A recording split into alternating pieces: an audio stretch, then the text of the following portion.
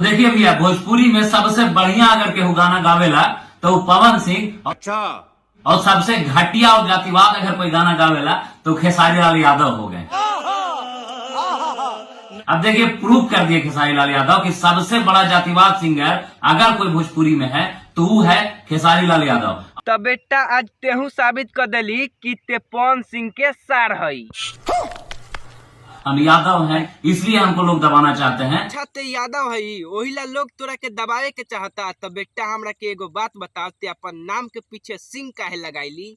बात तो सही है। रे साला तोरा पता नहीं के ई पवन सिंह के सार हो तो अपने नाम के पीछे सिंह ना लगाई। लोग देखा लोगी खेसारी लाल के बर्बाद करे के तनिको कसर ना छोड़ेला। तुहे लोग अपन दिमाग लगाओ लोग आ कुछ देर खातिर सोचा लोग। खेसारी लाल के दोनों गाना सावन कैल आ दोनों खराब रहे। क्या बात कर रहे रे बाबा? आई माधर चोट सन के दोनों गाना खराब लागल बा। एगो भाई ए मोर भोला के विरोध करता तो एगो भाई अहिरान बम के। बहन छिना सन के कहे के मतलब ई बा कि हमार जीजा के गाना सुपर से ऊपर बा। ई बात बोलला से हमारा कमेंट बॉक्स में पवन सिंह के बहुत सारा फैन के गाली। हल बात मगहिया जवान के रेलाई के तो हम एकनी के ऐसे रेलाई कहनी है काहे कि एकनी एगो भक्ति गाना के भद्दा आ गंदा कहता रस। ये बड़ी अच्छी बात कही आप।